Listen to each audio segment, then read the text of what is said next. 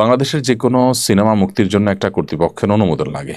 আগে সেই কর্তৃপক্ষের নাম ছিল সেন্সর বোর্ড, এখন এর নাম পরিবর্তন হয়েছে সার্টিফিকেশন বোর্ড। এই কর্তৃপক্ষ সিনেমায় কোনো আপত্তিকর দৃশ্য বা প্রাপ্তবয়স্কদের উপযোগী কন্টেন্ট থাকলে সিনেমার মুক্তি আটকে দিত। এবার এই প্রতিষ্ঠানে এরকম একটি দৃশ্য সংবলিত সিনেমা মুক্তি দিচ্ছে। পত্রিকার ভাষ্যমতে মুক্তি পাচ্ছে দেশের প্রথম অ্যাডাল্ট ফিল্ম। বিষয়টা কিভাবে দেখছেন? এ বিষয়ে বার্তা 24, প্রথম আলো সহ বিভিন্ন গণমাধ্যমে নিউজ হয়েছে। আমরা যতটুকু দেখেছি তার ভিত্তিতে আমি বলতে পারি খুবই দুর্ভাগ্যজনক একটি ঘটনা ঘটতে যাচ্ছে।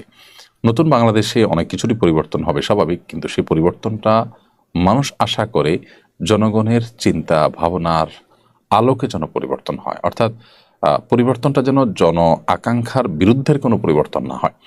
বাংলাদেশের মানুষ আসলে এই ধরনের সেন্সরহীন, অর্থাৎ আপনার তথাকথিত অ্যাডাল্ট ছবির মুক্তি এদেশের সাধারণ মানুষ চায় কিনা, যিনি নিজে এগুলো দেখেন তিনিও চান কিনা যে সমাজে এগুলো অবারিত থাকুক বা এগুলোর বাধা না থাকুক, এটা চায় কিনা। এর উত্তর হলো যে আপনি আপনার নিজের বিবেককে জিজ্ঞেস করলে দেখতে পাবেন যে আসলে বাংলাদেশের সাধারণ মানুষ নিজে যাই হোক না কেন, বাংলাদেশে এরকম কোনো কিছু হোক সেটা মানুষ চায় না। পৃথিবী কি করছে না করছে, পৃথিবী কোথায় আছে, তার চাইতে বড় কথা হলো যে এদেশের মানুষ কি চাচ্ছে।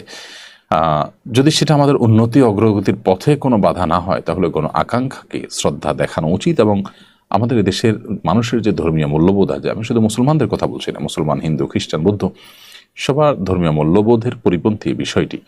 দুর্ভাগ্যজনকভাবে যে ছবিটা মুক্তি পেতে যাচ্ছে, ছবিটা যে বর্ণনা পত্রপত্রিকার মাধ্যমে উঠে আসছে যে এটা অ্যাডাল্টরা দেখতে পারবে, শিশুদের জন্য উপযোগী নয়।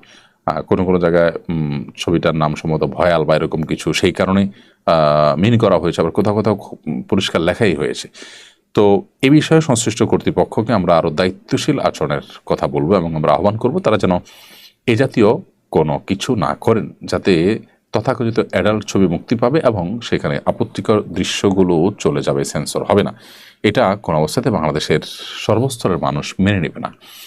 অতএব পশ্চিমা অনেক ভালো জিনিস আছে, সেগুলো আমাদের সমাজে আমদানি করা যেতে পারে, কিন্তু যে সমস্ত বিষয়গুলো তাদের কালচার, সেগুলোকে আমাদের কালচারের উপরে চাপিয়ে দেওয়া কোনো অবস্থাতে গ্রহণযোগ্য হবে না। আমার মনে হয় যেটি করলে সাধারণ মানুষ এটার বিরুদ্ধে রুখে দাঁড়াবে, কেউই এটাকে মেনে নেবে না।